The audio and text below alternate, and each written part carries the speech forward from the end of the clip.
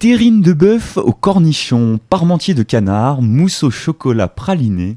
Bienvenue dans le MAG sur Sensation et j'espère que vous avez faim. On reçoit aujourd'hui Cédric Auger, membre du réseau Les Toques Normandes et chef du Moulin Fourré, restaurant à Saint-Aubin-le-Vertueux. Bonjour Cédric Auger. Bonjour. Une question à la fois simple et pas forcément aussi simple que ça pour commencer. Comment est-ce que vous allez ? Votre restaurant a rouvert le 4 juin dernier. Ça s'est bien passé ? Vous aviez hâte de retrouver vos clients ?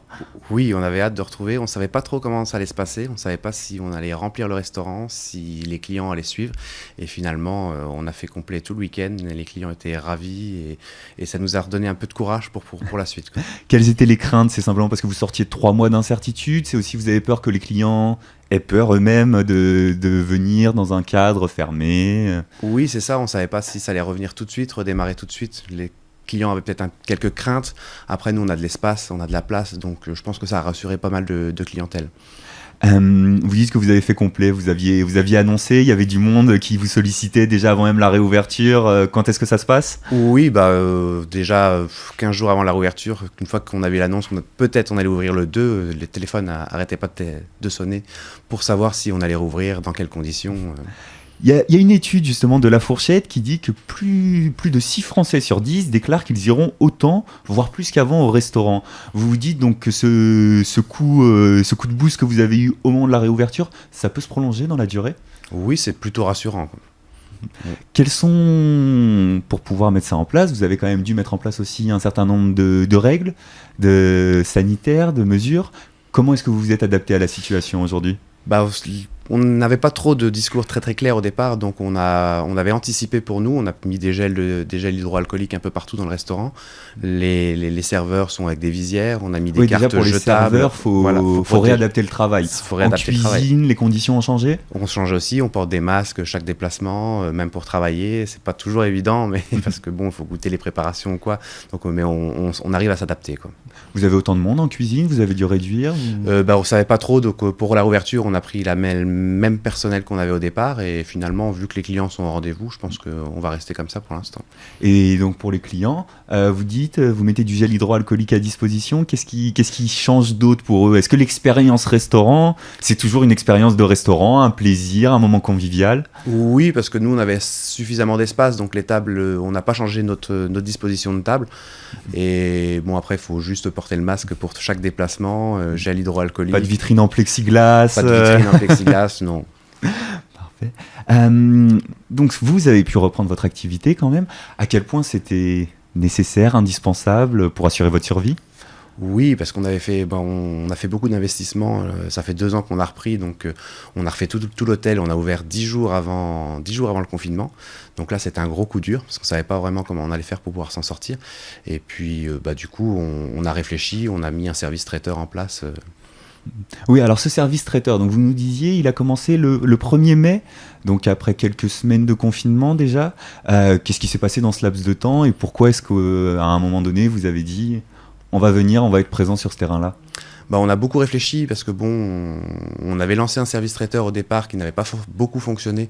On ne savait pas combien de temps on allait le confiner, donc on a réfléchi, on a attendu d'avoir le prêt garanti par l'État parce que financièrement, on était, avec les investissements qu'on a fait, c'était pas le meilleur pour nous. Et du coup, on a réfléchi à faire notre formule traiteur, à adapter notre cuisine en traiteur à emporter pour la facilité des clients. Et le manque de nos clients nous commençait à se ressentir, le manque de travailler, donc on a voulu se remettre au fourneau. Ce service traiteur, à quel point c'était véritablement votre activité, ou vous avez dû vous adapter aussi, j'imagine ? Vous aviez l'impression de continuer à être un restaurateur ? Oui, on s'est adapté, c'est pas la même chose que servir des clients à table, mais il y a un petit peu d'investissement derrière, parce qu'il faut de l'emballage. La carte aussi, la carte change un petit peu, parce que réchauffer à la maison, c'est pas forcément la même chose qu'au restaurant, donc pas mal de réflexion. Et vous poursuivez aujourd'hui ce service traiteur et cette possibilité de prendre à emporter ? Oui, on a décidé justement, sachant pas comment ça allait reprendre, on a décidé de garder cette formule-là pour avoir un complément pour donner du travail à nos équipes et éviter de les mettre au chômage partiel, et pour assurer un service à nos clients qui auraient encore quelques craintes de venir au restaurant. Qu'est-ce qui fonctionne bien dans votre carte à emporter ? Qu'est-ce que les clients aiment bien retrouver chez eux, au moins, de votre assiette ? On va dire que les présentations, l'association des saveurs et les couleurs, que je pense que ça avait manqué à pas mal de nos clients. En termes de plats, du coup? En termes de plats, on a fait un risotto au homard qui a marché pendant un mois, notre meilleure vente, et du coup on l'a retiré parce qu'on a fait une nouvelle formule et les clients sont un peu déçus. Donc on va peut-être le remettre bientôt. Est-ce que c'est quelque chose dont vous aviez discuté? On dit que vous faites partie du réseau des TOC normandes, on l'a dit. J'imagine que vous avez échangé aussi avec vos confrères. Est-ce que tout le monde avait le même type d'idée un peu de se lancer dans la restauration à emporter parce que ça offrait un complément d'activité? Comment est-ce que ça se passait dans le réseau? Dans le réseau, j'ai beaucoup discuté avec eux parce que du coup, il y en a qui avaient commencé dès le départ à faire du traiteur, qui avait bien fonctionné. Moi, j'avais un peu de crainte, je ne savais pas si les clients allaient nous suivre. On est un peu en pleine campagne, mais pas trop non plus. On est à 3 km de Bernay, donc c'est assez vite fait. Donc j'ai réfléchi longtemps, et puis à un moment donné, je me suis lancé aussi comme eux, quoi. Le principal enjeu, finalement, c'était de faire savoir que vous aviez ce service-là? Oui, ça a été relativement rapide avec les réseaux sociaux. Ça a très bien fonctionné, le site internet. Et puis, on a eu un article dans la presse qui nous a fait booster encore plus les traiteurs, quoi. Donc ça vous a permis de maintenir une activité. Vous avez aussi commencé à parler d'un prêt garanti par l'État. Il y a un fonds de solidarité qui a été mis en place par le gouvernement pour soutenir les entreprises pénalisées par la crise liée au Covid-19, un report d'échéance fiscale. Est-ce que vous avez eu le sentiment que du point de vue des pouvoirs publics, on vous soutenait et vous aviez les moyens d'avancer face à cette crise? Oui, on a eu facilement le prêt garanti par l'État, ce qui n'est pas le cas de tout le monde, parce qu'on discute beaucoup avec les TOC normandes. Donc c'est assez compliqué, mais ça n'a pas été facile, quoi. Tout n'était pas vraiment clair à 100%, quoi. Mais sinon, nous, on s'en sort plutôt très bien. Donc, votre difficulté, elle était plus en termes de visibilité, finalement? Oui, on va dire oui. Et est-ce que de la visibilité, vous en avez aujourd'hui? Vous avez le sentiment? Oui, parce qu'on a, du coup, avec le traiteur, on a attrapé une nouvelle clientèle, des clients qui ne connaissaient pas. Donc, je pense que c'était un mal pour un bien. On va apprendre à vous connaître un petit peu mieux pendant la fin de cette interview. Vous avez été formé par un chef étoilé, et après plusieurs années d'expérience à Honfleur, vous êtes venu vous installer en 2018 dans l'Eure. Comment ça s'est fait? En fait, directement après mes études, je suis parti en Belgique. Donc, j'ai travaillé 8 ans dans le même restaurant avec un chef étoilé. Donc c'est là que j'ai appris toutes mes bases. Donc c'était Vincent Gardinal, prieuré Saint-Géry. Et du coup, au bout de 8 ans, je suis revenu un petit peu dans ma région natale, la Normandie. Et du coup, je voulais une place de chef pour justement accomplir mon parcours. Et du coup, j'ai trouvé sur Honfleur une création de restaurant. Il n'y avait pas de restaurant là où j'ai été. Et du coup, qui m'a permis encore de grandir encore plus avant de pouvoir m'installer. Est-ce que du coup votre cuisine a une attache à un territoire, le territoire normand, des éléments qui peuvent venir éventuellement de votre expérience belge? Comment est-ce que ça se définit, ça, dans votre cuisine? On essaie de trouver un maximum de producteurs locaux, de producteurs de la région, donc pour pouvoir travailler des bons produits et puis valoriser le produit dans l'assiette. C'est aussi pour ça que vous êtes engagé dans l'association des TOC normandes? Oui, parce que du coup on fait une cuisine 100% maison, et l'important des TOC normandes, c'est l'échange.